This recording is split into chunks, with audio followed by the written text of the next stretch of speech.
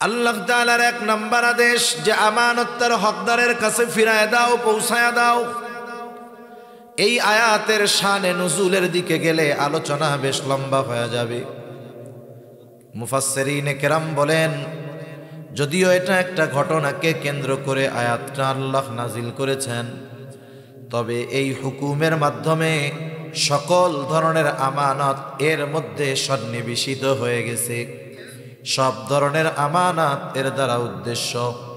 কিন্তু বাস্তবতা হলো আমানতদারিতার বিষয়ে অধিকাংশ মুসলমান আমাদের পূর্ণ স্বচ্ছ ধারণা নাই।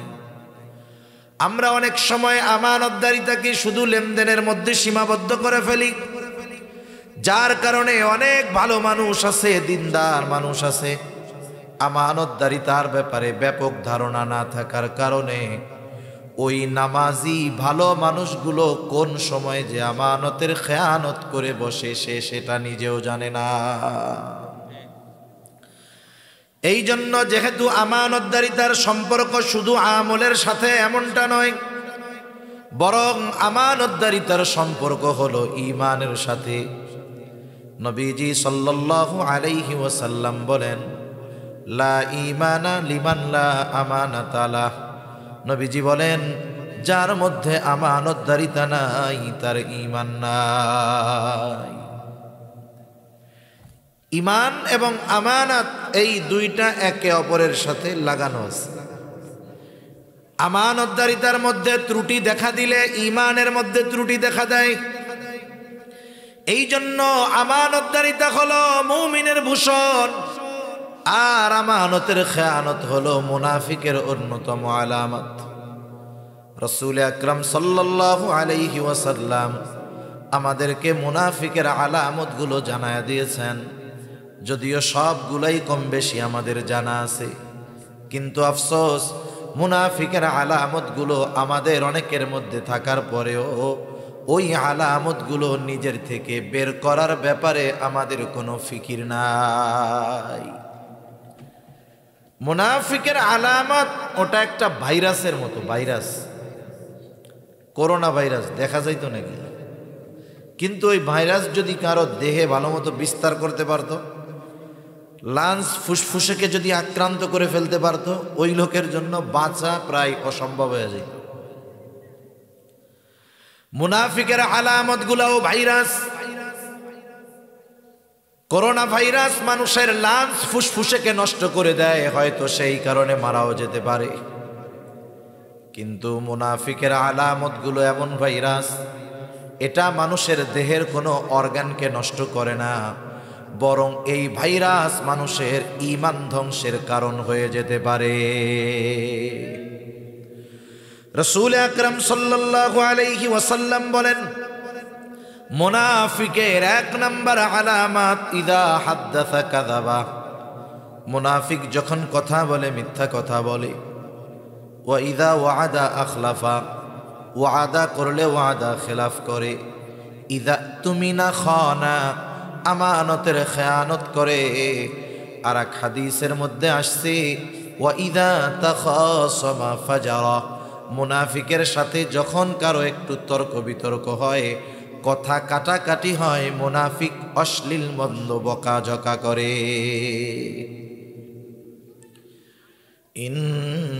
ইন্নাল্লাহা কানা সামিআম বাসীরা।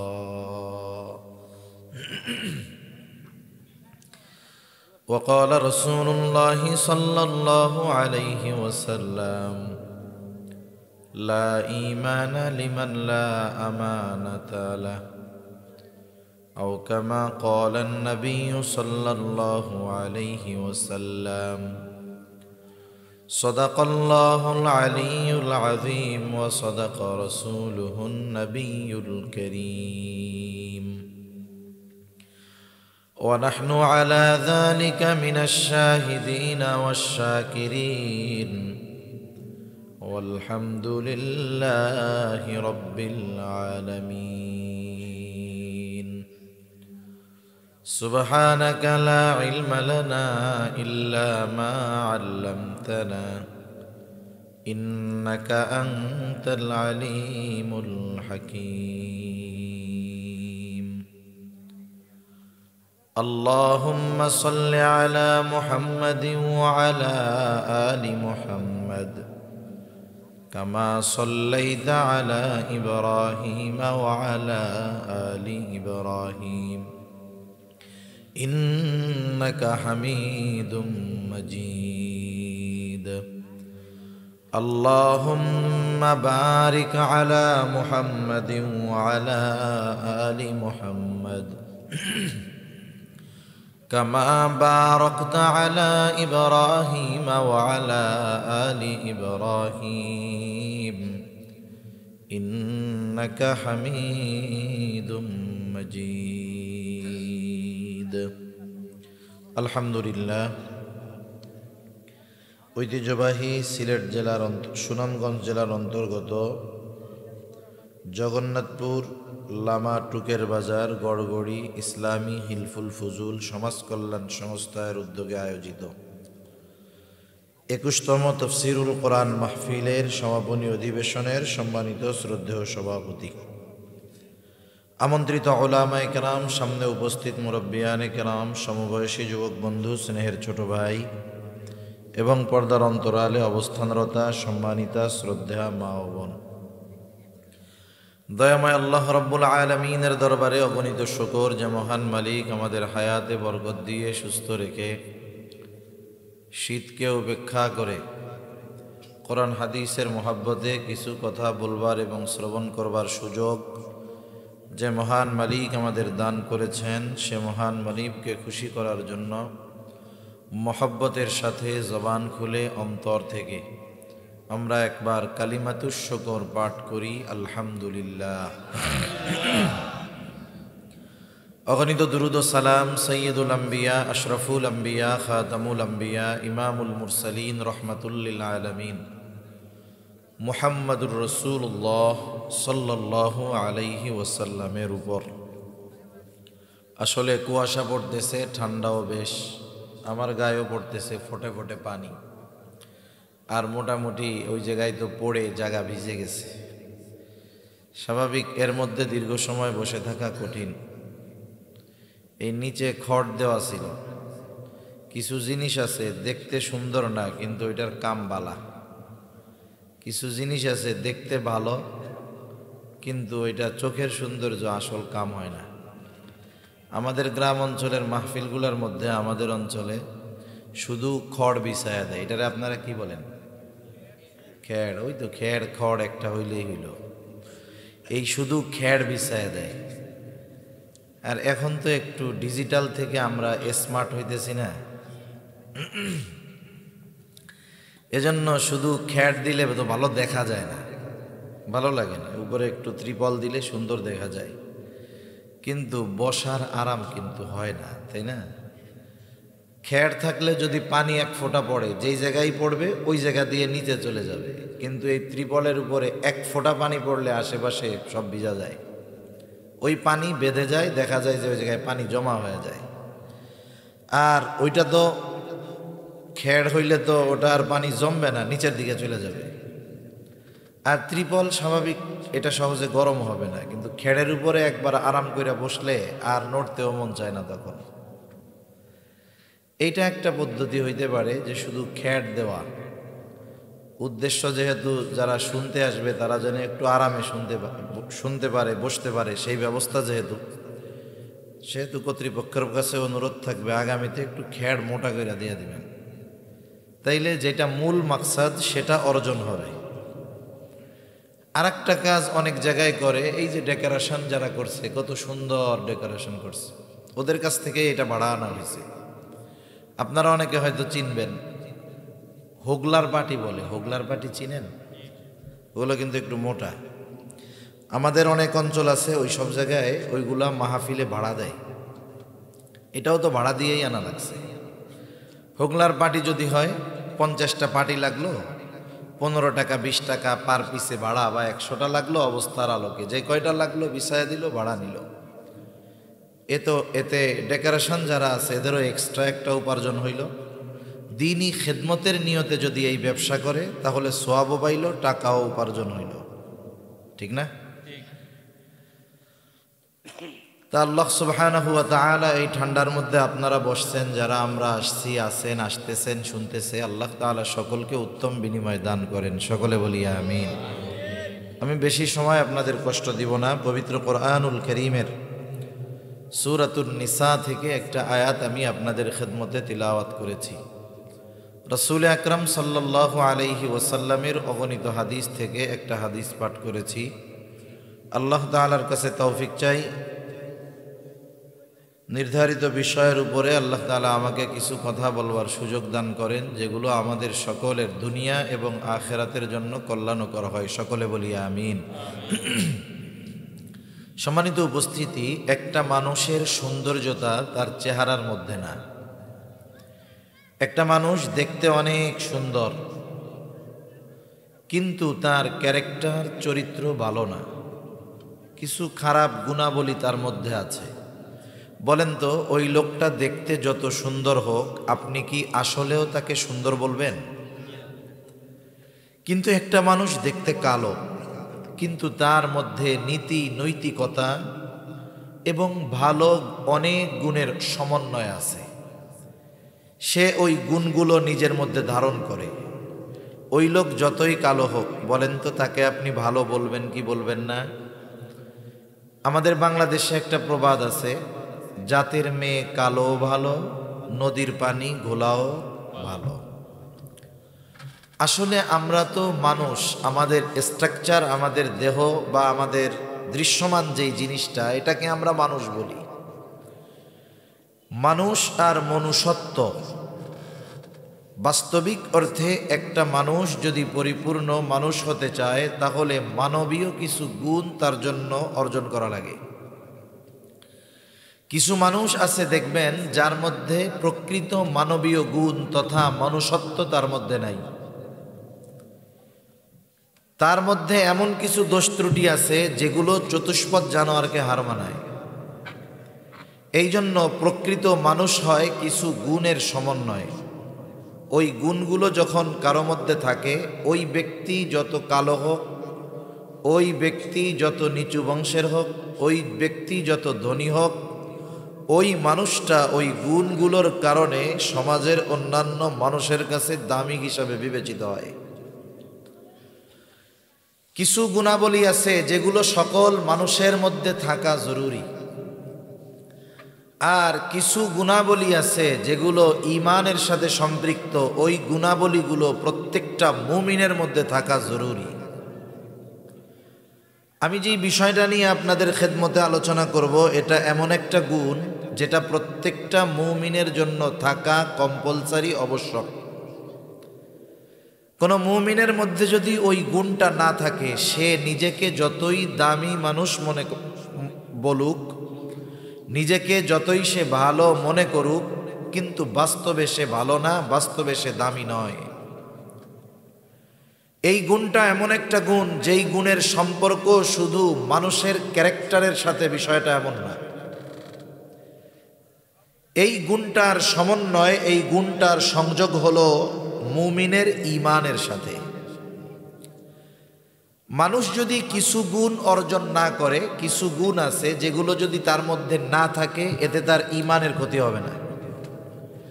কিন্তু কিছু গুণ আছে, এগুলো যদি তার মধ্যে না থাকে, তাকে মুমিন বলা যাবে না। এই গুণটা এত গুরুত্বপূর্ণ এক গুণ। আমি আপনাদের খেদমতে যেই আয়াতটা তিলাওয়াত করেছি, উক্ত আয়াতের মধ্যে আল্লাহ সুবহানাহু ওয়া তাআলা আমাদেরকে দুইটা বিষয়ের ওয়াজ করছেন। কয় বিষয়ের ওয়াজ করছেন? কে? আল্লাহ তাআলা নিজে ওই দুই বিষয়ের ওয়াজ করার পরে নিজেই আবার বলতেছেন, কতই না সুন্দর ওয়াজ, কতই না সুন্দর ওয়াজ আল্লাহ তাআলা তোমাদের করলেন।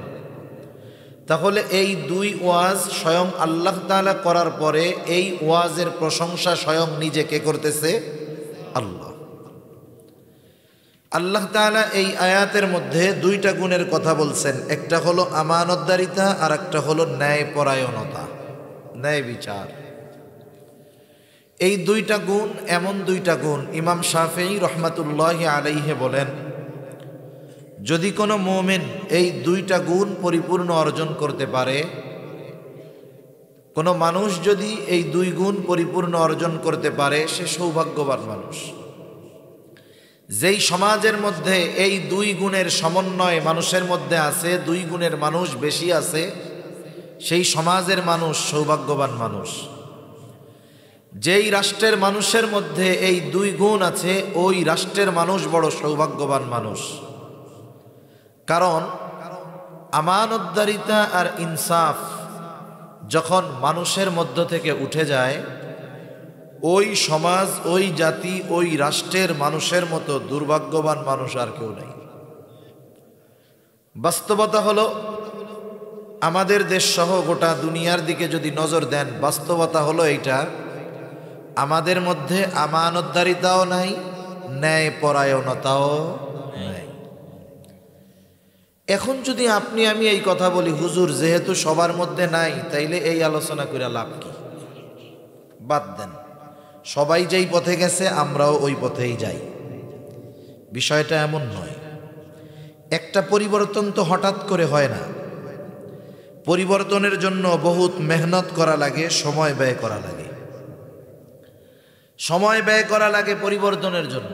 এক নম্বরে আমাকে নিজেকে এই দুটি গুণ অর্জনের প্রচেষ্টা করতে হবে। দুই নম্বর, আমার অধীনস্থ যারা আছে তাদেরকে এই দুই গুণের ব্যাপারে শিক্ষা দিতে হবে এবং এই দুই গুণের আলোকে গড়ে তুলতে হবে। এরপরে আমি আমার প্রতিবেশী, আশেপাশের যারা আছে, এদের সাথে এই দুই বিষয়ের আলোচনা করে তাদেরকে চেষ্টা করতে হবে আমানতদার এবং ন্যায়পরায়ণ বানানোর। তাহলে প্রথমে পরিবর্তনের চেষ্টা করবে ব্যক্তি নিজে, এরপরে তার অধীনস্থদেরকে পরিবর্তনের চেষ্টা করবে, এরপরে তার আশেপাশের মানুষের পরিবর্তনের চেষ্টা করবে। একটা এলাকার বা একটা গ্রামের, একটা মহল্লা যদি পরিবর্তন হয়ে যায়, আশা করা যায় এর প্রভাব আস্তে আস্তে গোটা গ্রামে ছড়ায় পড়বে। ঠিক কিনা বলেন? একটা জিনিস দেখেন, রাসূলুল্লাহ সাল্লাল্লাহু আলাইহি ওয়াসাল্লাম যখন মুসলমান কাফেরদেরকে ঈমানের দাওয়াত দিয়েছেন, হিসাব করে দেখেন তো, প্রাথমিক অবস্থায় গোপনে দাওয়াত দিছেন, কয়জন ঈমান আনছে? এরপরে যখন প্রকাশ্যে দাওয়াত দিছেন, কয়জন ঈমান আনছে? বরং কাফেরদের জুলুম অত্যাচারে মুসলমানরা নবীজি সহ হিজরত করতে বাধ্য হয়েছেন, 13 বছরের মেহনত। কিন্তু এই মেহনতের উপরে জুড়ে থাকার কারণে সৃষ্টি হয়েছে এবং রক্ত প্রবাহিত হয়েছে। এত পরিমাণ রক্ত নবীজির গা দিয়ে বের হয়েছে যে নবীজি সাল্লাল্লাহু আলাইহি ওয়াসাল্লামের গায়ের পোশাক ভিজে ওই রক্ত পা বেয়ে বেয়ে জুতার মধ্যে ঢুকে, জুতার মধ্যে রক্ত শুকায়া ওই জুতা নবীজির পায়ের সাথে আটকে গেছে। পড়ন্ত বিকালে যখন নবীজি একটু বিশ্রাম নিচ্ছেন, আল্লাহ তাআলা জিবরাইল আলাইহিস সালামকে পাঠিয়ে দিয়েছেন। জিবরাইল আলাইহিস সালাম আসছে, সাথে নতুন একজন ফেরেশতা নিয়ে আসছে, যে ইতিপূর্বে নবীজির কাছে আসে নাই। সে এসে বলতেছে, ইয়া রাসূলুল্লাহ, আমি পাহাড়ের দায়িত্বে নিয়োজিত ফেরেশতা। আল্লাহ তাআলা আমাকে আপনার কাছে আপনার নির্দেশ পালনের জন্য পাঠিয়েছে। আপনি যদি শুধু আমাকে নির্দেশ দেন, 2 পাহাড় দিয়ে তায়েফবাসীকে পিষে দেওয়া হবে। নবীজি কি বলছেন? নবীজি বলেন নাই যে ওরা তো ঈমান আনলো না, ওদের অবস্থায় এদেরকে সাইজ করে দাও। বরং নবীজি বলছেন, বাল আরজু আন ইয়াখরুজাল্লাহু মিন আসলাবিহিম মান ইয়াবুদুল্লাহ ওয়াহদাহু ওয়া লা ইউশরিকু বিহি শাইআ।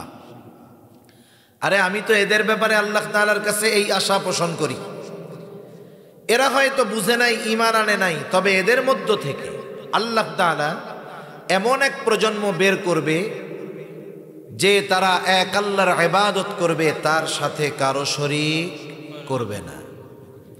একটা গাছ যখন আমি আপনি লাগাই, অনেক সময় আমরা চিন্তা করি বয়স তো 65 বছর 60 বছর, এখন একটা আম গাছ লাগাবো, নারকেল গাছ লাগাবো, এটাকে খাইয়া মরতে পারবো, এই চিন্তা আমরা করি। আমি যদি এই চিন্তা না করে এই চিন্তাটা করতাম যে আমি রাস্তার পাশে একটা গাছ লাগাচ্ছি, সেটা ফলের গাছ হতে পারে, অন্য যে কোনো গাছ হতে পারে। আমি গাছটা লাগাইলাম প্রথম নিয়তে যে গাছটা আমি সাদকার নিয়তে লাগাইলাম, ফল হইলে খাবো, অসুবিধা নেই। আমার নিয়ত থাকবে এই গাছের ফল যদি পড়ে বা কেউ যদি আমার অনুমতি ব্যতীত নিয়ে যায়, আগের থেকেই আমি দাবি ছেড়ে সাদকার নিয়তে, কেউ যদি নিয়ে যায় দাবি নেই। এখন ওই গাছে যদি ফল হয়, মানুষ খাইতে পারে না, পাখিও যদি খায়, সাদকার নিয়তে লাগাইছে, তার সওয়াব হতে থাকবে। সুবহানাল্লাহ। সে ওই গাছটা লাগিয়েছে, মানুষ যদি ওই গাছের ছায়ায় একটু আরাম পায়, সে সওয়াব পেতে থাকবে। হয়তো গাছটা লাগানোর কয়েকদিন পরে সে মারা গেছে, যখন চারা ছিল সে হয়তো মারা গেছে, সে গাছের ছায়াও ভোগ করতে পারে নাই, ফলও খাইতে পারে নাই। কিন্তু ওই নিয়তে লাগানোর পরে, কবরে যাওয়ার পরে সে, বলেন তো, এই গাছের ফল যদি কেউ খায়, সাদকার নিয়তে দিছে, পাখি খাইলেও সওয়াব পাবে, কেউ যদি ওই গাছ থেকে একটু ছায়া গ্রহণ করে, সে সওয়াব পাবে কি পাবে না? এজন্য আমাদের মিশনটা হবে এইরকম, আমরা যে কোনো একটা ভালো কাজ শুরু করার পরে হতাশ হব না। আমাদের চিন্তা থাকবে, আমাদের এই প্রচেষ্টার ফলাফল হয়তো আমি দেখব না, হয়তো আমার পরের প্রজন্ম দেখবে, হয়তো তারা দেখবে না, হয়তো তাদের পরবর্তী প্রজন্ম দেখবে। এজন্য অনেক সময় দেখা যায় ভালো কাজের ফলাফল একটু দেরিতে আসে। এজন্য হতাশ হওয়ার বা থেমে যাওয়ার কোনো কারণ আমাদের নেই। তা যে কথার থেকে এত দূরে গেলাম, যে এই যে আমরা আলোচনাগুলো করি, শুনি, আমরা শুধু শ্রবণ করার মধ্যেই এটাকে সীমাবদ্ধ রাখবো না, বরং এই কথাগুলো নিজে আমল করে অধীনস্থদেরকে আমল করানোর মাধ্যমে এবং সমাজের মানুষকে এই আমলের মধ্যে সন্নিবেশন করার চেষ্টা আমরা করব ইনশাআল্লাহ। আল্লাহ তৌফিক দান করেন। আল্লাহ তাআলা কি বলতেছেন আয়াতের মধ্যে? আল্লাহ তাআলা বলেন, ইন্নাল্লাহা ইয়া'মুরুকুম আন তু'আদ্দুল আমানাতি ইলা আহলিহা ওয়া ইযা হাকামতুম বাইনান নাসি আন তাহকুমু বিল আদল। আল্লাহ রাব্বুল আলামিন বলেন, নিশ্চয়ই আল্লাহ তোমাদেরকে নির্দেশ দিচ্ছেন, আদেশ দিচ্ছেন, আন তু'আদ্দুল আমানাতি ইলা আহলিহা, যে তোমরা আমানত তার হকদারের কাছে ফিরায়া দাও। 2 নাম্বার, ওয়া ইযা হাকামতুম বাইনান নাস আন তাহকুমু বিল আদল, তোমরা যখন মানুষের মধ্যে বিচার আচার করবা, ন্যায় বিচার করবা। আল্লাহ তাআলার 1 নাম্বার আদেশ যে আমানত তার হকদারের কাছে ফিরায় দাও, পৌঁছায়া দাও। এই আয়াতের শানে নুজুলের দিকে গেলে আলোচনা বেশ লম্বা হয়ে যাবে। মুফাসসিরিনে কেরাম বলেন, যদিও এটা একটা ঘটনাকে কেন্দ্র করে আয়াতটা আল্লাহ নাজিল করেছেন, তবে এই হুকুমের মাধ্যমে সকল ধরনের আমানত এর মধ্যে সন্নিবেশিত হয়ে গেছে। সব ধরনের আমানত এর দ্বারা উদ্দেশ্য। কিন্তু বাস্তবতা হলো, আমানতদারিতার বিষয়ে অধিকাংশ মুসলমান আমাদের পূর্ণ স্বচ্ছ ধারণা নাই। আমরা অনেক সময় আমানতদারিতাকে শুধু লেনদেনের মধ্যে সীমাবদ্ধ করে ফেলি, যার কারণে অনেক ভালো মানুষ আছে, দিনদার মানুষ আছে, আমানতদারিতার ব্যাপারে ব্যাপক ধারণা না থাকার কারণে ওই নামাজি ভালো মানুষগুলো কোন সময় যে আমানতের খেয়ানত করে বসে সে সেটা নিজেও জানে না। এই জন্য যেহেতু আমানতদারিতার সম্পর্ক শুধু আমলের সাথে এমনটা নয়, বরং আমানতদারিতার সম্পর্ক হলো ঈমানের সাথে। নবীজি সাল্লাল্লাহু আলাইহি ওয়াসাল্লাম বলেন, লা ঈমানা লিমান লা আমানাতা লাহ। নবীজি বলেন, যার মধ্যে আমানতদারিতা নাই তার ঈমান নাই। ঈমান এবং আমানত এই দুইটা একে অপরের সাথে লাগানো আছে। আমানতদারিতার মধ্যে ত্রুটি দেখা দিলে ঈমানের মধ্যে ত্রুটি দেখা দেয়। এই জন্য আমানতদারিতা হলো মুমিনের ভূষণ, আর আমানতের খেয়ানত হলো মুনাফিকের অন্যতম আলামত। রাসূল আকরাম সাল্লাল্লাহু আলাইহি ওয়াসাল্লাম আমাদেরকে মুনাফিকের আলামতগুলো জানায়া দিয়েছেন, যদিও সবগুলাই কম বেশি আমাদের জানা আছে। কিন্তু আফসোস, মুনাফিকের আলামতগুলো আমাদের অনেকের মধ্যে থাকার পরেও ওই আলামতগুলো নিজের থেকে বের করার ব্যাপারে আমাদের কোনো ফিকির নাই। মুনাফিকের আলামত ওটা একটা ভাইরাসের মতো, ভাইরাস, করোনা ভাইরাস দেখা যাইতো নাকি?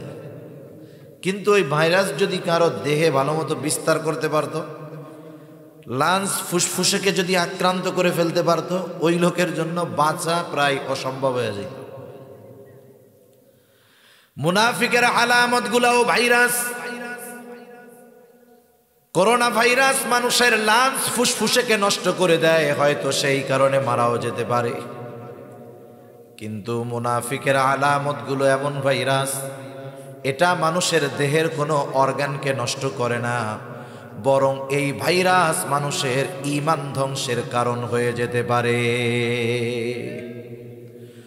রাসূল আকরাম সাল্লাল্লাহু আলাইহি ওয়াসাল্লাম বলেন, মুনাফিকের এক নাম্বার আলামত ইদা হাদ্দাসা কাযাবা, মুনাফিক যখন কথা বলে মিথ্যা কথা বলে। ওয়া ইদা ওয়াদা আখলাফা, ওয়াদা করলে ওয়াদা খেলাফ করে। ইদা তুমিনা খানা, আমানতের খেয়ানত করে। আর এক হাদিসের মধ্যে আসছে ওয়া ইদা তাখাসামা ফাজারা, মুনাফিকের সাথে যখন কারো একটু তর্ক বিতর্ক হয়, কথা কাটাকাটি হয়, মুনাফিক অশ্লীল মন্দ বকাঝকা করে। এই যে মুনাফিকের চার আলামত, আপনাদের এলাকার অবস্থা জানি না, আমাদের এলাকায় অনেক নামাজির মধ্যে একসাথে মুনাফিকের এই চার আলামত তার মধ্যে পাওয়া যায়। নামাজও পড়ে, মিথ্যা কথাও বলে, এমন লোক আপনাদের সমাজে মনে হয় নাই? নামাজ পড়ে, ওয়াদা খেলাফ করে, এমন মানুষ মনে হয় সমাজের মধ্যে নাই? নামাজ পড়ে বকাঝকা করে, এমন মানুষ মনে হয় নাই? তাহলে চিন্তা করে দেখেন, মুনাফিকের আলামত সাথে নিয়ে নামাজ পড়তেছে, বরং অনেক মানুষ তো মুনাফিকের এই আলামতগুলোকে জীবন পরিচালনার অপরিহার্য বিষয় হিসাবে ধরে নিয়েছে। যেমন আপনাদের পাশে একটা মোটামুটি বড় বাজার আছে, তাই না? বাজার আছে, বাজারে ব্যবসায়ী আছে। এখন তো এমন এক জামানা, কোনো ব্যবসায়ী সত্য কথা কয় না। আপনি গিয়া হুজুর ওয়াজ দিবেন যে দেখেন ব্যবসা করতেছেন, শুধু লাভই কইরেন না, এই ব্যবসার মাধ্যমে জান্নাতও পাওয়া যায়। কারণ নবীজি বলছেন, আত-তাজিরুস সাদুকুল আমিন মা'আন নাবিয়্যিন সিদ্দীকিন ওয়াশ শুহাদা'i ওয়াস সালিহিন, সত্যবাদী আমানতদার ব্যবসায়ী, ব্যবসায়ীর মধ্যে যদি দুইটা গুণ থাকে, কয়টা গুণ জোরে বলেন? আল্লাহ তাআলার হুকুম আহকাম সেইগুলো তো মানবে, ব্যবসার জন্য স্পেশাল দুইটা গুণ। নবীজি বলেন, সত্যবাদী আমানতদার ব্যবসায়ী শহীদ, সিদ্দিক, সোহাদা, সালেহিন তথা নেককার বান্দাদের সাথে সে অবস্থান করবে। এখন আপনি এই ওয়াজ দিচ্ছেন যাইয়া যে আপনি সত্যবাদিতা ও আমানতদারিতার সাথে ব্যবসা করবেন। এখন সে বলবে, হুজুর মিথ্যা ছাড়া ব্যবসা চলে না। সে যদি মনে করে যে এই মিথ্যা তার জন্য বৈধ, অনেকে মনে করে ব্যবসার ক্ষেত্রে মিথ্যা কথায় অসুবিধা নেই, এইয়া যদি সে মনে করে, তাহলে মিথ্যা বলা কি? আমার একটু জোরে বলেন তো, জোরে বলেন। কবিরা গুনাহ। কবিরা গুনাহ হইল এমন গুনাহ, কেউ যদি এই গুনাহকে গুনাহ মনে করে করে, সে মনে করে যে এটা গুনাহ, এটা পাপের কাজ, কিন্তু এরপরেও করতেছে, তাহলে সে পাপী হইল, গুনাহগার হইল, কিন্তু বেঈমান হইল না। কিন্তু কবিরা গুনাহ সে করে না ঠিক, কিন্তু ওই কবিরা গুনাহকে সে গুনাহ মনে করে না, তাহলে তার ঈমান থাকবে না। একজন কবিরা গুনাহকে গুনাহ মনে করে করার কারণে গুনাহ কইরাও বেঈমান হয় না, আর একজন গুনাহকে গুনাহ না মনে করার কারণে গুনাহ না করেও সে বেঈমান হয়। কথা বুঝেন নাই? এই জন্য এটা হলো ঈমান বিধ্বংসী, এক ঈমান ধ্বংসকারী এক জীবাণু, ভাইরাস, মুনাফিকের আলামত। এগুলো যদি আমাদের কারো মধ্যে থাকে, তাইলে রাখবো না বাইর করে দেব? আর মিথ্যা কথা এখন এত সহজলভ্য হয়েছে, সত্য বলা কঠিন, মুখ দিয়ে বাইর হয় না। মোবাইল থাকার কারণে তো অনেকে সত্য কথা কইতেও পারে না, কেমন জানি এক রোগ হয়ে গেছে, আছে এক জায়গায় কয় আর এক জায়গায়। এগুলো হলো ঈমান ধ্বংসের ভাইরাস, জীবাণু। এগুলো যদি আমাদের আচার আচরণ আখলাকের সাথে বিস্তার লাভ করে ফেলে, ঈমান থাকবে না, ধ্বংস করে ফেলবে। এই মুনাফিকের আলামতগুলো অন্যতম আলামত হলো ইদা তুমিনা খানা, আমানতের খেয়ানত করা। এই জন্য আমানত, মুমিন কখনো খেয়ানতকারী হয় না, আর খেয়ানতকারী কখনো প্রকৃত মুমিন হতে পারে না। একজনের খেয়ানতের অভ্যাস, সে যদি নিজেকে মুমিন দাবি করে, এ দাবি মেনে নেওয়ার কোনো সুযোগ নাই। যেহেতু এটা আমাদের জীবনের সাথে আবশ্যকীয় একটি বিষয়, এই জন্য এই আমানতদারিতার ব্যাপারে আমাদের স্বচ্ছ ধারণার দরকার। একটু খেয়াল দিয়ে আমার কথাগুলো আপনারা একটু শুনবেন ইনশাআল্লাহ। আমানত তাহলে কিসের কিসের মধ্যে হয়, কোন জায়গায় হয়? এক নাম্বার, আমানতদারিতা হয় লেনদেনের মধ্যে, লেনদেনের ক্ষেত্রে হয় আমানত। লেনদেনের ক্ষেত্রে আমানতের বিষয়টা আমাদের কম বেশি সকলের জানা আছে। এই জন্য আমার আপনার কাছে যদি কারো সম্পদ আমানত থাকে, জমি আমানত থাকে, টাকা পয়সা আমানত থাকে, ওই যিনি আমানত রেখেছেন তিনি যদি ভুলেও যান, তাহলে আমার আপনার দায়িত্ব হলো নিজ দায়িত্বে ওই হকদারের হক তার কাছে ফিরাইয়া দেওয়া। যে আমার কাছে পায় তার মনে নাই, তার মনে থাক আর না থাক, আমার যেহেতু মনে আছে, আমি এই আমানতের বস্তুটা তার কাছে ফিরাইয়া দেব। এক্ষেত্রে সেটা আমানত হোক আর তার সাধারণ আলাদা হক হোক, যে কোনো হক, কারো হক যদি আমার আপনার কাছে থাকে, সেটা তার আমানতের হক হতে পারে, এমনি পাওনা হক হতে পারে, আত্মীয়তার সম্পর্কের কারণে আমার কাছে কিছু পাওনা তার থাকতে পারে। সেটা যাই হোক, আমি নিজ দায়িত্বে অন্যের হকটা তার কাছে পৌঁছায়া দিব। কারণ মনে রাখতে হবে, আমাদের দুনিয়া থেকে যেন আল্লাহ তাআলা আমাদেরকে এমনভাবে নেন যেই সময় আমার কাছে যেন কোনো মানুষের হক না থাকে।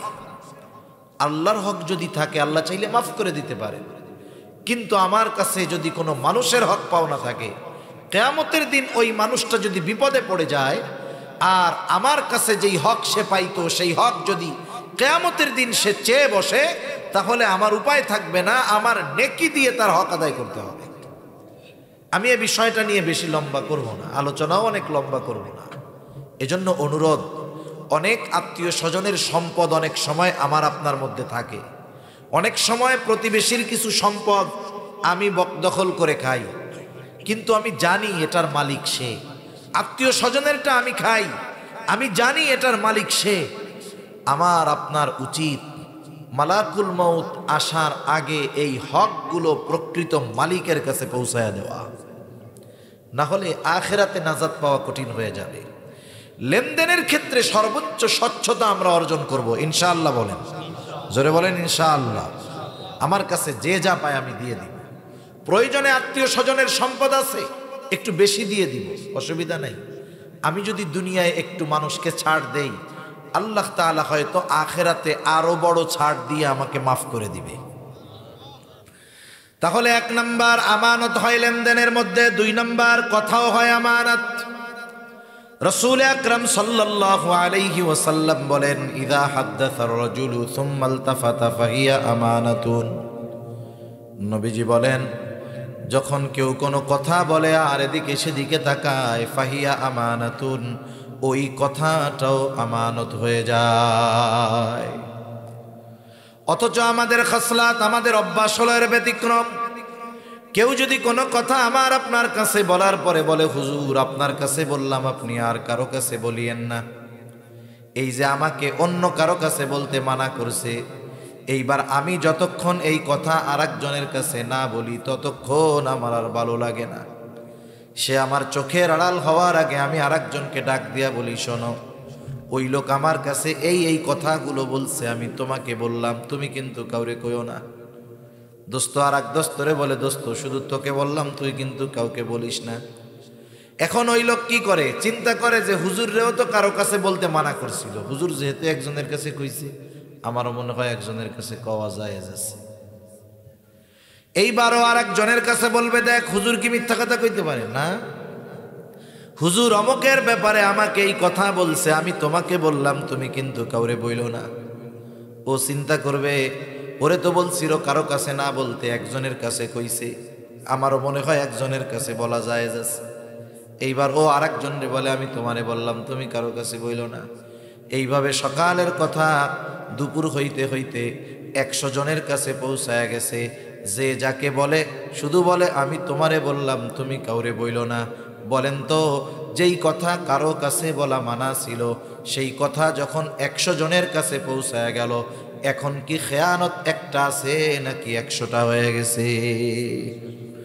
অথচ আমি বলছিলাম একজনের কাছে কথা পৌঁছায় গেছে 100 জনের কাছে। 100 জনের কাছে পৌঁছানোর জন্য দায়ী হলাম আমি।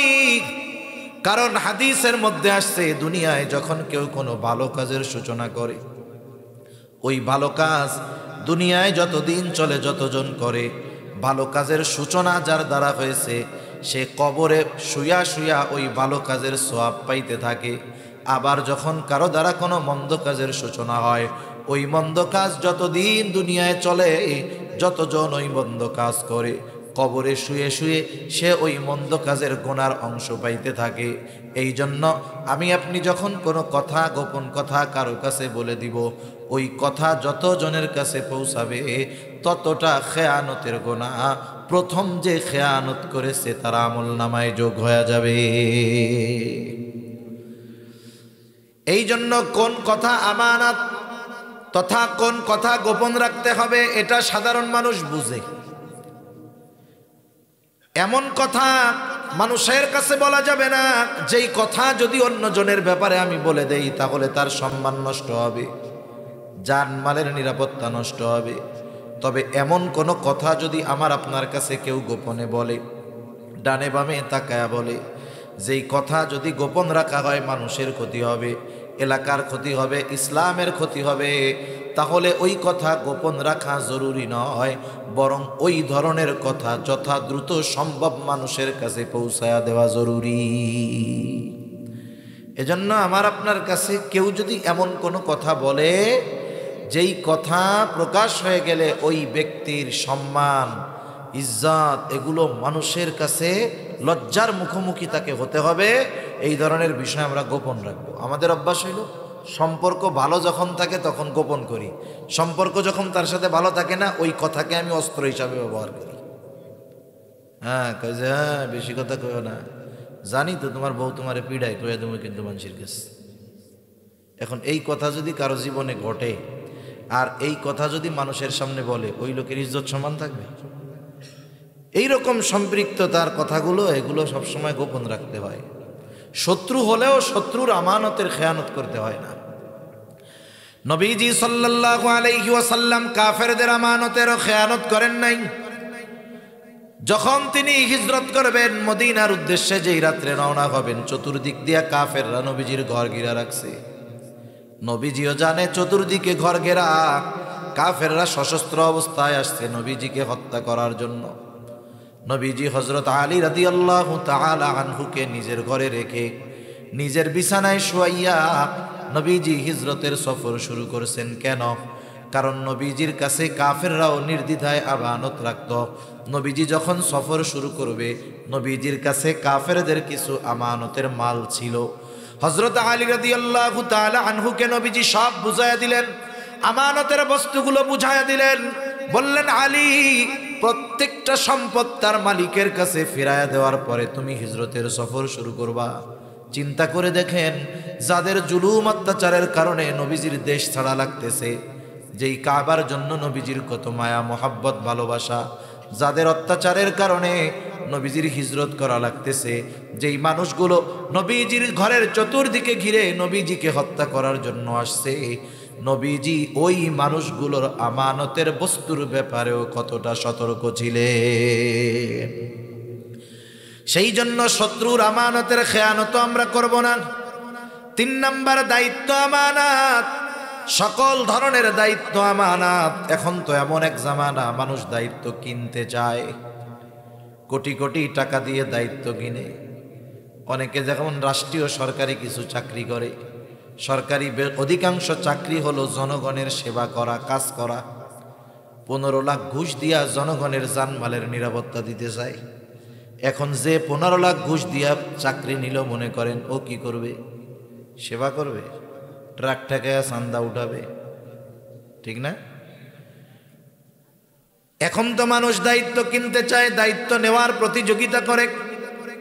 কারণ ওই মানুষগুলো বোঝে না দায়িত্ব কত বড় আমানত। যদি তারা বুঝতে পারতো দায়িত্ব কত বড় আমানত, দায়িত্ব নিত না, এলাকা সাইডা পালাইতো। সাহাবা একরামের জামানায় এমন ছিল।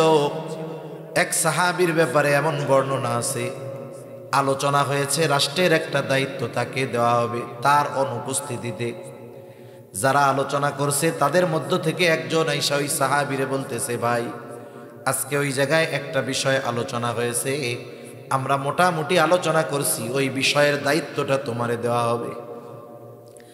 আমরা তো দায়িত্ব পাওয়ার খবর পাইলে আরো খুশি হই, মিষ্টি বিলাই।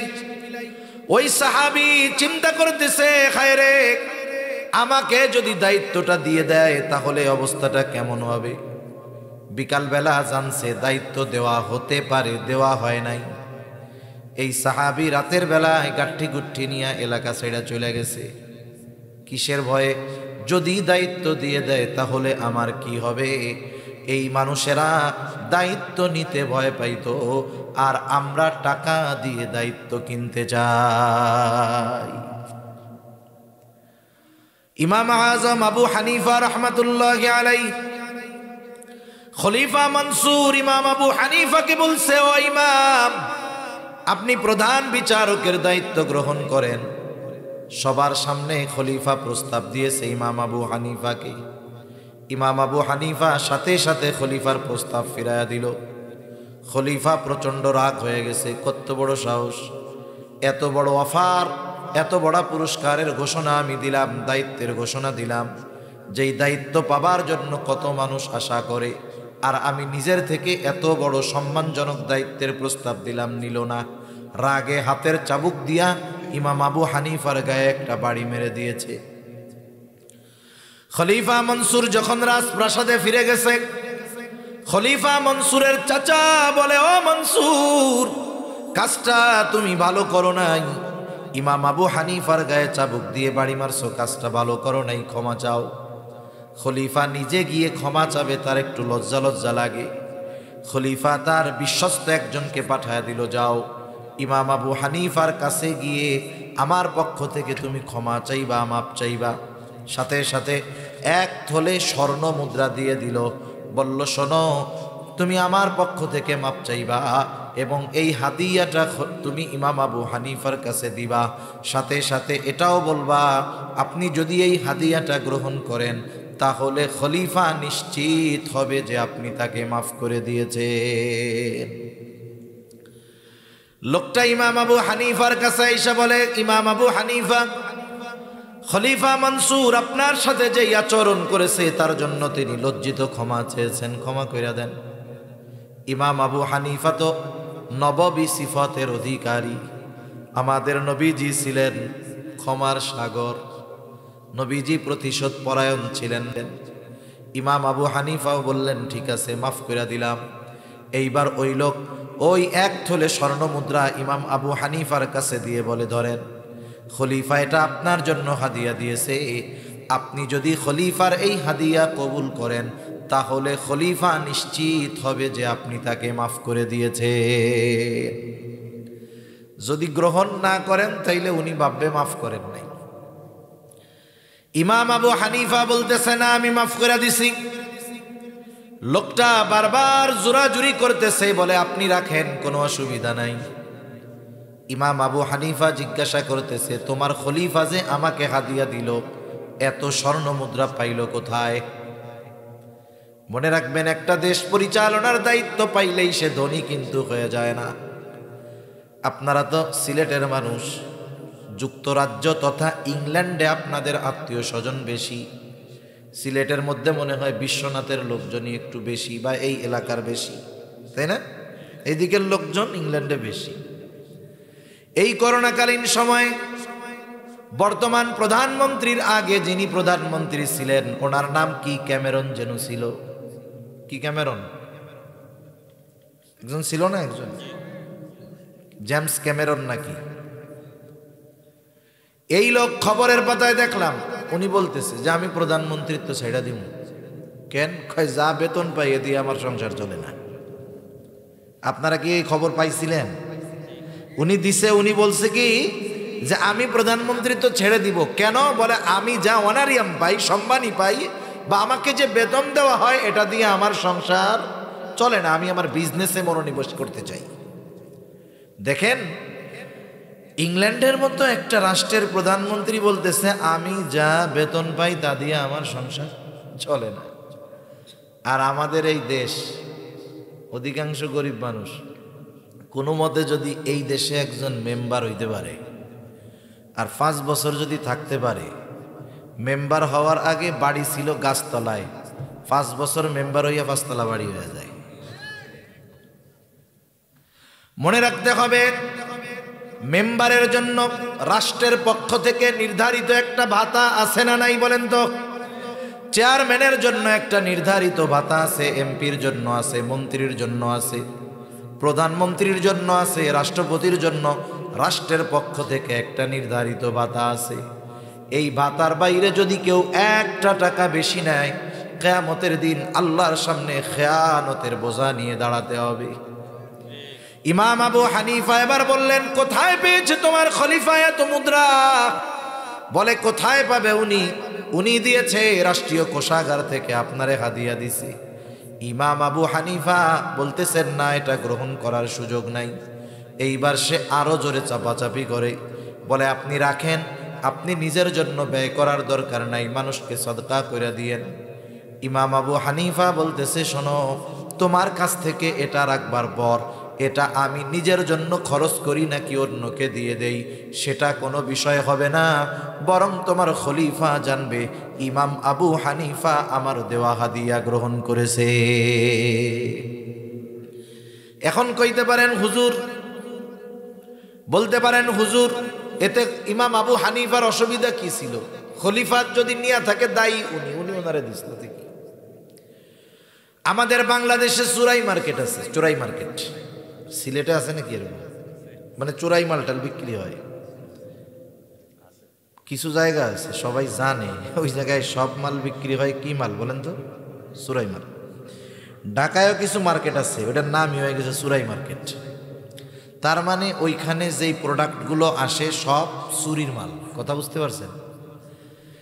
একজন একজনের কাছ থেকে মাল কিনছে, অসুবিধা নেই, কিন্তু সে যদি নিশ্চিত হয় যে এই মালটা চোরাই মাল, তাহলে এর কেনা জায়েজ নেই। কথা বুঝতে পারছেন? ওই যুক্তি দেওয়ার সুযোগ নাই, আমি তো ওর কাছ থেকে টাকা দিয়েই কিনছি। আপনি যতই যুক্তি দেন টাকা দিয়ে কিনছি, কিন্তু আপনি তো জানেন যে ওই লোকটা নিশ্চিত এটা চুরি করে আনছে। যেহেতু আপনি কিনলেন এই চোরাই মালটা তার কাছ থেকে, তার মানে আপনি কিনে তাকে পরবর্তীতে চুরি করার জন্য সহযোগিতা করলেন। সমাজের সব মানুষ যদি এই তাকওয়া অবলম্বন করতো যে আমরা কোনো চোরাই মাল কিনবো না, চোর তৈলে ওই কাম বাদ দিয়ে অন্য কোনো আমল করা শুরু করত।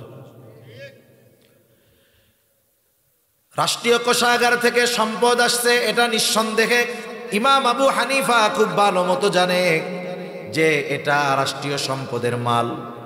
যতই যুক্তি দেওয়া হোক যে আপনি রাখেন অন্যকে দিয়ে দিয়েন, কাজ হবে না। এইবার ইমাম আবু হানিফা আর একটু কঠোরতার সাথে বললেন, শোনো, এগুলো আমি কখনোই রাখবো না, এগুলো তুমি তোমার খলিফার কাছে ফিরাইয়া দিবা। সাথে সাথে এটাও তাকে বলবা, রাষ্ট্র থেকে তাকে যেই ভাতা দেওয়া হয় এর বাইরে 1 টাকাও নিজের ব্যক্তিগত কাজে ব্যবহার করার অধিকার তাকে ইসলাম দেয় না। কারণ জামানা তো এইরকম। জামানা কিরকম বলেন তো? কেউ যদি কোনো দেশের কোনো রাষ্ট্রের রাষ্ট্র ক্ষমতা পায়, ও মনে হয় ওই দেশের শাসক বা শোষক। আসলে সে ছিল সেবক। সেবক আর শাসক শোষকের মধ্যে তফাৎ আছে না নাই? শুনেন, শাসক শব্দটা একরকম, কিন্তু এখন ক্ষমতা পাইলে সেবক নয়, বরং উল্টা সে শোষক হয়। সে মনে করে যে এই রাষ্ট্র তার, এটা তার উত্তরসূরিদের থেকে পাওয়া, এজন্য হুমকি ধামকি দিয়া মানুষকে কথা বললেই মুখ বন্ধ করে দেয়। ঠিক কিনা বলেন? জবাবদিহিতা চাওয়ার কোনো উপায় নাই। আপনি বলতে পারবেন না যে এটা কেন হলো। অবস্থা হলো কিরকম জানেন? এখন একজন একজনকে মারতেছে, বলেন তো মারলে ব্যথা লাগে না? মানুষের যদি ব্যথা লাগে আর যদি ওই ব্যথার কথাও মুখ দিয়ে না বলতে পারে, তাহলে ব্যথা আরো বেশি লাগে। কমপক্ষে ব্যথা পায়া যদি কান্নাকাটি করে, চেঁচামেচি করে, কমপক্ষে একটু অনুভব তো কম হয়। জামানা হলো এইরকম, আপনারে আমারে পিটাইবে, ঠিক আছে পিটা, এখন ব্যথা তো লাগতেছে, একটু কান্নাকাটি একটু চেঁচামেচি করতে দে। এখন কয় কান মারবো, ব্যথা পাবি, খবরদার কানতে পারবি না। অবস্থা এরকম না? সব কথা কি বুঝাইয়া কওয়া লাগে নাকি? সেই জন্য রাষ্ট্রের যিনি শাসক, এই সম্পদগুলো রক্ষণাবেক্ষণের দায়িত্ব তার, তিনি হবেন রাষ্ট্রের সেবক, শোষক হতে পারবেন না। এই জন্য তাকে মাস শেষে কিছু সম্মানী ভাতা দেওয়া হবে। এর বাইরে যদি তিনি একটা টাকাও গ্রহণ করেন, তাহলে এটা খেয়ানত হবে। লোকটা গিয়া বাদশার কাছে যখন এই কথা বলছে, খলিফার কাছে বলছে, খলিফা প্রচন্ড রাগান্বিত হয়ে গেলেন। খলিফা এবার বলতেছে, যাও, আমাকে এত বড় কথা বলে, কত বড় স্পর্ধা, ওকে আটকাও, জেলখানার মধ্যে বড়। ইমাম আবু হানিফাকে জেলখানার মধ্যে আটকায় দেওয়া হলো।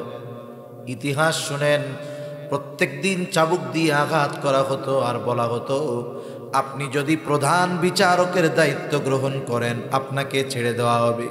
ইমাম আবু হানিফা চাবুকের আঘাত সহ্য করেছেন, জুলুম সহ্য করেছেন, তবু তিনি প্রধান বিচারকের দায়িত্ব গ্রহণ করেন নাই। ঐতিহাসিকদের থেকে দুইটা মত পাওয়া যায়, বর্ণনা পাওয়া যায়। একটা হলো, যখন তারা জুলুম অত্যাচার করে ইমাম আবু হানিফাকে টলাইতে পারে না, খাবারের সাথে বিষ মিশায়া ইমাম আবু হানিফাকে তারা হত্যা করে ফেলল। আর একটা বর্ণনায় পাওয়া যায়, যখন তিনি প্রচণ্ড রকমের অসুস্থ হয়ে গেলেন, এবার ওনাকে বাড়িতে পাঠিয়ে দেওয়া হলো, গৃহবন্দী করে ফেরা হলো। ইমাম আবু হানিফা ওই অবস্থাতেই দুনিয়া থেকে বিদায় নিলেন। ওনার ছাত্ররা ওনাকে জিজ্ঞাসা করতেছে, হযরত, আপনাকে যেই দায়িত্ব নেওয়ার জন্য এত জুলুম অত্যাচার সহ্য করা লাগলো, ওই দায়িত্ব নেওয়ার সকল যোগ্যতা আল্লাহ তাআলা আপনাকে দিয়েছেন, এরপরেও কেন আপনি জুলুম সহ্য করলেন, দায়িত্ব নিলেন না? ইমাম আবু হানিফা বলতেছে, শোনো, আমি যেই দায়িত্ব নেই নাই, সেই দায়িত্বের ব্যাপারে আল্লাহ আমাকে জিজ্ঞাসা করবে না। কিন্তু যদি আমি ওই দায়িত্বটা গ্রহণ করি, আর যদি ওই দায়িত্ব পালন করতে গিয়ে কারো প্রতি কোনো ন্যূনতম অবিচার হয়ে যায়, কিয়ামতের দিন আল্লাহ তাআলার সামনে আমাকে খেয়ানতের বোঝা নিয়ে উঠতে হবে। কারণ আবু দাউদের হাদিস, নবীজি সাল্লাল্লাহু আলাইহি ওয়াসাল্লাম বলেন, আমাদের কাউকে যখন কোনো দায়িত্ব দেওয়া হয়, কেউ যদি ওই দায়িত্বের সুচ পরিমাণ খেয়ানত করে, কি পরিমাণ, জোরে বলেন? সুচ পরিমাণ। নবীজি বলেন, ওই লোকটা কিয়ামতের দিন খেয়ানতের বোঝা নিয়ে আল্লাহর সামনে হাজির হবে। দায়িত্ব যত বড় হয়, খেয়ানত তত বড় হয়। দায়িত্ব যত বড় হয়, খেয়ানত তত কি হয়? বড় হয়। এজন্য আমাকে আপনাকে যেই দায়িত্ব দেওয়া হবে, অথবা আমি আপনি যেই দায়িত্ব নিব, ওই দায়িত্বটা যদি যথাযথভাবে পালন না করি, তথা আমার চেষ্টার সর্বোচ্চটা আমি করার চেষ্টা না করি, তাহলে কিয়ামতের দিন আল্লাহর সামনে আমাকে আপনাকে খেয়ানতের বোঝা নিয়ে দাঁড়াতে হবে। চাকরিজীবী চাকরির দায়িত্ব নিছে, আমানত। স্কুলের শিক্ষক শিক্ষকতার দায়িত্ব নিয়েছে, ছাত্রদের যথাযথ পর্যবেক্ষণ করা, এটা তার দায়িত্ব। সে যদি দায়িত্ব পালন না করে দায়িত্বের বিপরীতে যেই বেতন আছে পুরোটা উসুল করে নেয়, নিঃসন্দেহে সে খেয়ানতকারী। ঠিক কিনা বলেন? এজন্য আমরা প্রত্যেকের জায়গা থেকে যেই দায়িত্ব আছে, দায়িত্বগুলোকে আমানতদারিতার সাথে পালন করব ইনশাআল্লাহ। শরীয়তের বিধিবিধান আমানত। আল্লাহ তাআলা বলেন, ইন্না আরাদনাল আমানাতা আলাস সামাওয়াতি ওয়াল আরদি ওয়াল জিবাল فأبين أن يحملنها وأشفقن منها وحملها الإنسان আল্লাহ তাআলা বলেন আমি এই আমানত আসমানের কাছে জমিনের কাছে পর্বতমালার কাছে পেশ করলাম তারা প্রচন্ড ভীত সন্ত্রস্ত হয়ে গেল ওয়া হামালাহাল ইনসান মানুষ এই আমানত বহন করলো কি সেই আমানত মুফাসসিরিনে কেরাম বলেন সেই আমানত হলো কোরআন কেউ কেউ বলেন সেই আমানত হলো শরীয়তের সকল বিধিবিধান একই কথা কোরআন শরীয়তের বিধিবিধান এটা একই কথা কারণ আমরা মুমিন আমরা মুসলমান আমাদের মূল সংবিধান হলো আল কোরআন ঠিক কিনা বলেন আল্লাহ তাআলার যত বিধিবিধান আদেশ নিষেধ আছে সবগুলো মেনে নেওয়া আমানত আদেশটাও আমানত নিষেধটাও আমানত মনে করেন নামাজ পড়তে হবে আদেশ দিয়েছেন কে জবান খুলে বলেন এখন কেউ যদি আল্লাহ তাআলার এই আদেশ অমান্য করে তাহলে এক নাম্বার আদেশ অমান্য করার কারণে হলো খেয়ানাত দুই নাম্বার সে যদি নামাজটা নাই পড়ে বলেন তো গুনাহ আছে না নাই এই নামাজ না পড়ার গুনাহ হবে আদেশ অমান্য করার কারণে খেয়ানতকারীও হবে এইবার হলো নিষেধ আল্লাহ তাআলা বলেন বান্দা হারাম খায়ও না অন্যেরটা মেরে খায়ও না সুদ খেও না হারাম থেকে বাঁচো হারাম খায়ও না মদ খায়ও না জুয়া খেইলো না ঘুষ খায়ও না এখন কেউ যদি এই হারাম খায় বলেন তো গুনাহ হবে কি হবে না নিষেধ অমান্য করার কারণে এক গুনাহ আবার নিষেধ অমান্য কইরা যেই পাপটা করবে সুদ খাইলে সুদের আলাদা গুনাহ আছে ঘুষ খাইলে ঘুষের আলাদা গুনাহ আছে হারাম খাইলে আলাদা গুনাহ আছে অন্যের জমি যদি অন্যায়ভাবে দখল দেয় আলাদা গুনাহ আছে এই জন্য আদেশ নিষেধগুলোও কিন্তু আমানত 5 নম্বর আমার আপনার সন্তান সন্ততি আমানত আল্লাহ তাআলা জানায় দেন এই সন্তান সন্ততি আমার আপনার কাছে আমানত এই জন্য এদের হক আদায় করতে হবে কেমনে এদের হক আদায় করতে হবে এদেরকে দ্বীন শিক্ষা দেওয়ার মাধ্যমে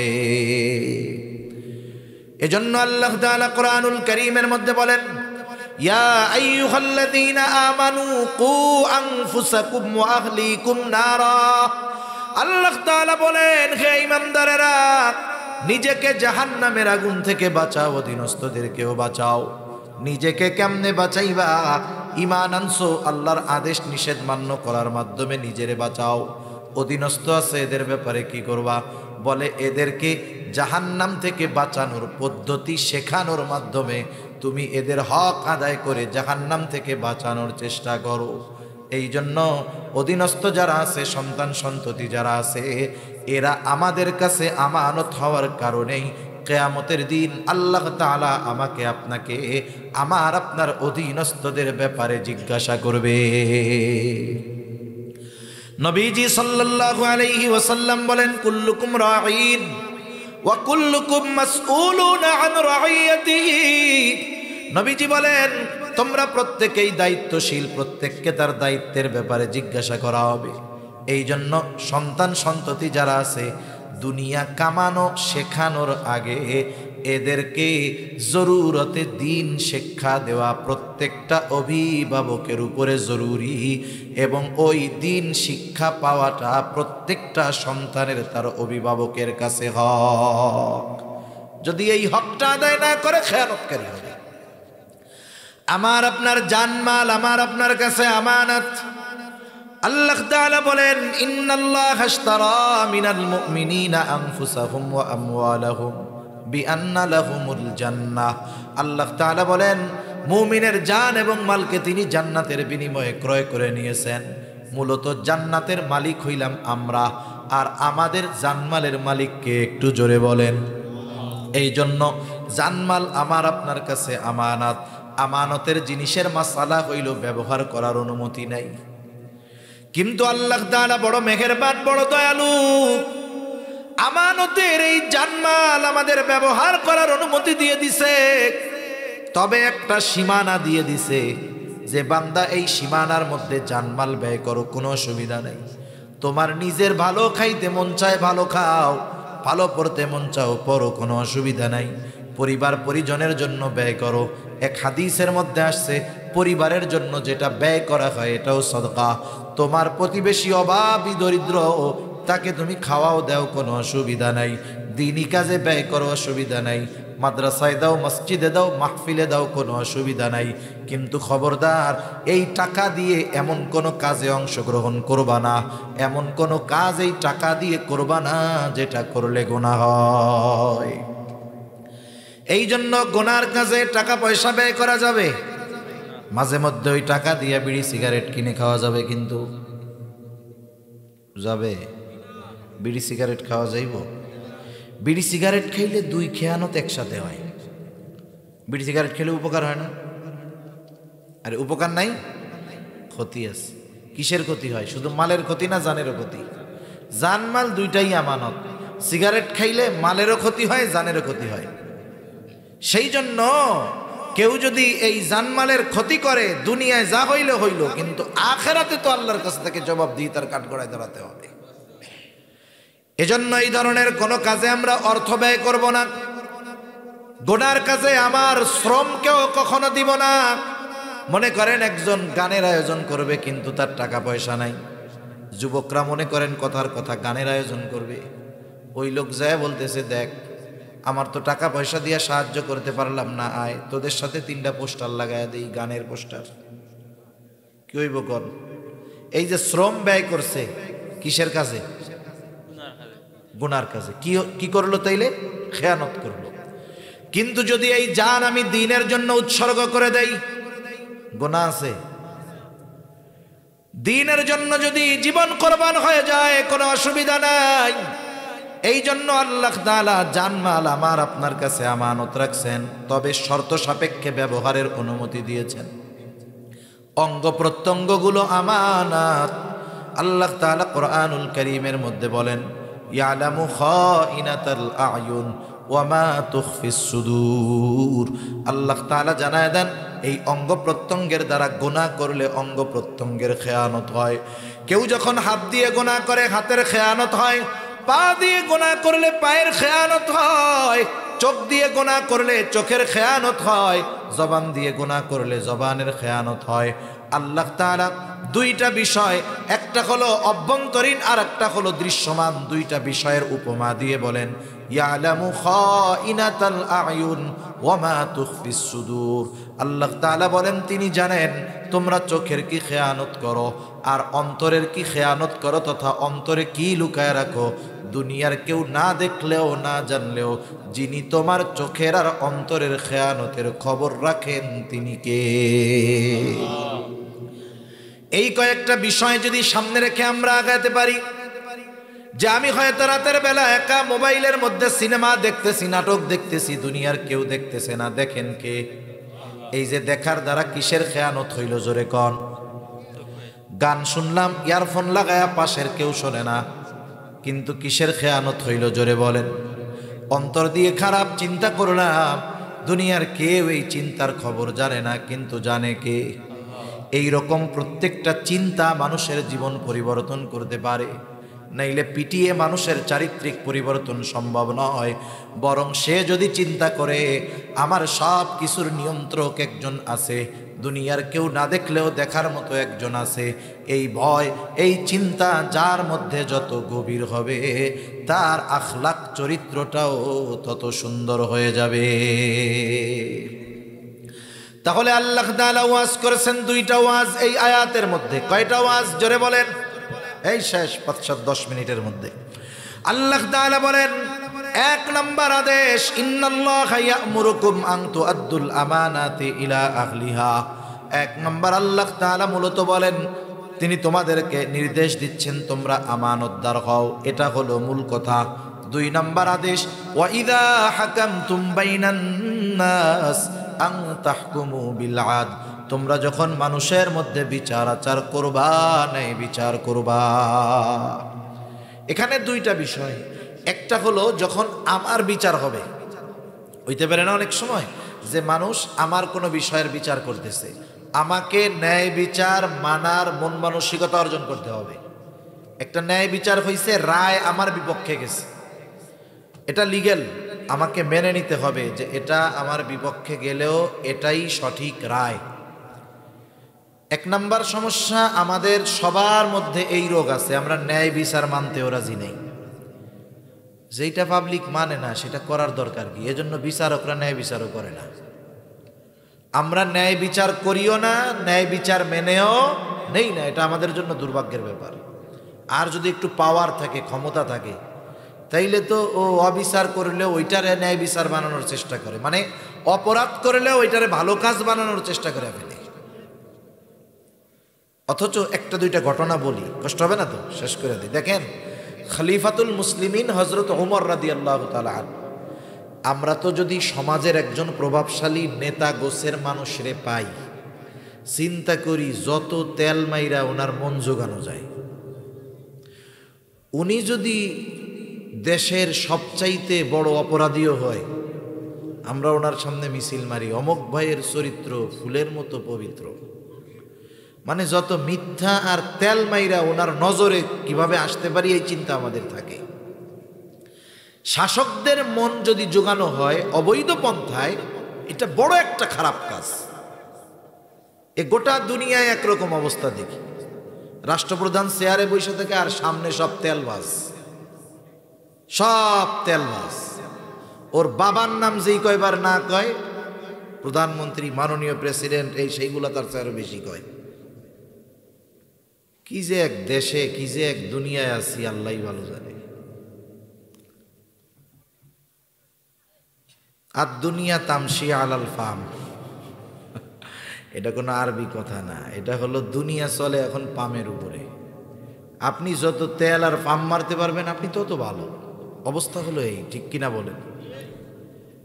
খলিফাতুল মুসলিমিন হযরত ওমর রাদিয়াল্লাহু তাআলা আনহু বাজারে গেছে।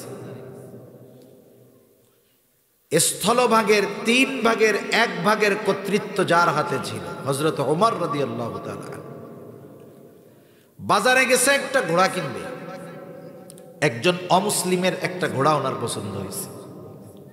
ঘোড়াটার দাম পরিশোধ করে বাজারের বাইরে নিয়ে আসছে, দেখে ডেকে কিনছে। এখন ঘোড়ায় উঠতে গেছে, ঘোড়া খোড়া হয়ে গেছে, ঘোড়া আর চলতে পারে না ওনারে নিয়ে। বাজারের বাহির থেকে খলিফাতুল মুসলিমিন ঘোড়াটা নিয়ে আবার বিক্রেতার কাছে আসছে। অমুসলিম আইসা বলতেছে, তুমি আমাকে কি ঘোড়া দিয়েছো? তোমার ঘোড়া এটা পায়ে সমস্যা, ফেরত নাও। এইবার লোকটা খলিফার সাথে তর্ক করতেছে। চিন্তা করেন, বলে, না খলিফা, আমি আপনার কাছে ভালো ঘোড়া বিক্রয় করছি। খলিফা বলে, না, তোমার ঘোড়া মন্দ। দুইজনের মধ্যে কথা চলতেছে। হযরত ওমর রাদিয়াল্লাহু তাআলা আনহু ওই ইহুদিকে বলতেছে, তোমার আর আমার মধ্যে ফয়সালার জন্য তৃতীয় আরেকজনকে নির্বাচিত করো। ইহুদি নিজের ধর্মের কাউকে ডাকে নাই, মুসলমান একজনকে ডাকছে, তার নাম হলো সুরাই। বলতেছে, খলিফা, আমার আর আপনার মধ্যে সুরাই ফয়সালা দিবে। সে যা ফয়সালা দিবে আমরা সেটা মাইনা নিব। চিন্তা করেন, একজন ইহুদি, সে নিজের ধর্মের কাউকে ডাকে নাই, বরং একজন মুসলমানকে ডাকছে। কারণ তার অন্তরের মধ্যে এই বিশ্বাস ছিল, আমি যদি আর এক ইহুদিরে ডাকি, ও খলিফারে তেল মারতে গিয়া রায়টা আমার বিপক্ষে দিয়া দিবে। কিন্তু মুসলমান ন্যায় বিচারক, আমি যদি একজন মুসলমানকে আমাদের উভয়ের মাঝে ফয়সালাকারী বানাই, খলিফাকে তেল মারতে যাবে না, কারণ মুসলমান ন্যায়পরায়ণ, সঠিকটাই সে সমাধান দিবে। হায়রে, এমন এক জামানা ছিল অমুসলিমেরাও আমাদের ব্যাপারে সর্বোচ্চ আস্থাভাজন, আস্থাশীল ছিল। এইবার সুরাই দুইজনের কথাই সুন্দরভাবে শুনলেন। এবার তিনি বলেন, খলিফা, আপনি কি চান? হযরত ওমর রাদিয়াল্লাহু তাআলা আনহু বলে, আমি চাই সে এই ঘোড়াটা ফেরত নিবে। এইবার সুরাই বলতেছে, খলিফাতুল মুসলিমিন, এই ঘোড়া ফেরত নিতে সে বাধ্য, তবে শর্ত হলো, আপনি যখন ঘোড়াটা কিনছেন তখন কেমন ছিল? বলে, হ্যাঁ, তখন তো ভালো ছিল। আমি যখন বাজারের বাহিরে নিয়ে ঘোড়ায় উঠতে গেছি তখনই সমস্যাটা দেখা দিছে। বলে, খলিফা, ও ঘোড়া ফেরত নিতে বাধ্য, তবে আপনি যেমন ঘোড়া তার কাছ থেকে কিনেছেন তেমনটাই তাকে ফেরত দিতে হবে। ওর ঘাড় ফেরত নিবে, কিন্তু শর্ত হইলে, আপনিই তো মুখ দিয়া বলছেন যখন কিনছেন তখন ভালো ছিল, আপনার মালিকানায় যাওয়ার পরে খারাপ হয়েছে। হযরত ওমর রাদিয়াল্লাহু তাআলা আনহু চুপ হয়ে গেলেন। বলেন তো, রায় খলিফার পক্ষে গেছে না বিপক্ষে গেছে? হযরত ওমর রাদিয়াল্লাহু তাআলা আনহু একটু পরেই বলতেছেন, হ্যাঁ শুরাই, এটাই ন্যায় বিচার। এইবার শুরাই রায় দিল, খলিফার বিপক্ষে রায় গেল। খলিফা আমেরিকা পাঠায় দেয় নাই, খলিফা তিরস্কার করে নাই, বরং খলিফা তাকে পুরস্কার দিয়েছে, ন্যায় বিচারের পুরস্কার। খলিফাতুল মুসলিমিন সাথে সাথে বলতেছে, শুরাই তুমি আজকেই চলে যাও, কুফার প্রধান বিচারকের আসনটা খালি। আমি চিঠি লেখা দিলাম, আজকে থেকে তোমাকে কুফার প্রধান বিচারক হিসাবে নিয়োগ দেওয়া হলো। দীর্ঘকাল সে ওই কুফার প্রধান বিচারকের দায়িত্ব পালন করছে। তাহলে একটা সময় মানুষের ন্যায় বিচার করার এবং মেনে নেওয়ার অবস্থা ছিল, যে আমি ন্যায় বিচার আমার বিপক্ষে গেছে, অসুবিধা নেই। কিন্তু এখনকার জামানা ন্যায় বিচার মেনেও নিতে চায় নাকি। এই জন্য বিচারকরাও চিন্তা করে, দেখ তেল আমরাও মারি, অসুবিধা কোথায়, দুনিয়াতে তো ভালো থাকা যাবে, কি বলেন? কিন্তু এটা ঠিক না। ন্যায় বিচার যখন কোনো সমাজ থেকে উঠে যায়, ওই সমাজের উপর থেকে আল্লাহর রহমত উঠে যায়। কারণ ন্যায় বিচার যখন না থাকে সমাজে, তখন মাজলুম বাড়ে আর জালেম বাড়ে। জালেম আর মাজলুম যত বাড়বে সমাজে, তত মাজলুম আল্লাহর কাছে বদদুয়া করবে। মাজলুম যখন দুনিয়ায় কোথাও ন্যায় বিচার পায় না, তখন কি আল্লাহ, দুনিয়ায় ন্যায় বিচার পাইলাম না, তোমার কাছে বিচার দিলাম। এই কথাটা যে কত ওজনওয়ালা কথা। নবীজি বলেন, তোমরা মাজলুমের বদদুয়াকে ভয় করো, কারণ তার মাঝে আর আল্লাহর মাঝে কোনো পর্দা নাই। দোয়া করে আর সাথে সাথে আল্লাহ দোয়া কবুল করে নেয়। তাহলে গোটা দুনিয়াব্যাপী বেইনসাফি চলতেছে, মাজলুমের সংখ্যা দিন যাচ্ছে, বাড়ে না কমে? বাড়ে। সর্বশেষ একটা হাদিস বলে আমি আলোচনা শেষ করে দিব। নবীজির কাছে বিচার আসছে, চুরির বিচার, এক মহিলার হাত কেটে দেওয়া হবে। মহিলা কুরাইশ বংশের, মাখজুম গোত্রের মহিলা। কুরাইশ বংশের প্রসিদ্ধ তিনটা শাখা ছিল, একটা হলো হাশেমি, আর একটা হলো উমাইয়া, আর একটা হলো মাখজুম। কুরাইশ বংশের হাশেমি গোত্র গোটা দুনিয়ার সর্বশ্রেষ্ঠ গোত্র, এর উপরে সম্মানিত গোত্র এ দুনিয়ার মধ্যে কোথাও নেই। এই কুরাইশ বংশের হাশেমি গোত্রে আমার আপনার নবী মুহাম্মদুর রাসূলুল্লাহ সাল্লাল্লাহু আলাইহি ওয়াসাল্লামের আগমন ঘটছে। তা কুরাইশ বংশের মাখজুম গোত্রের একজন মহিলা চুরি করছে, হাত কাটা হবে, বিচারের জন্য অপেক্ষা করতেছে নবীজি ভিতরে। সাহাবা একরাম চিন্তা করতেছে, বংশটা তো কুরাইশ, গোত্র ভিন্ন হোক, এখন যদি এই কুরাইশ বংশের মহিলা চুরির কারণে হাত কাটা যায়, তাইলে ইহুদি অমুসলিম যারা আছে ওরা বলবে, দেখ নবীর বংশের লোক চুরি করছে, আবার মহিলা। কারণ আমাদের কিছু অভ্যাস আছে যেটা ওই জালেমদের ছিল।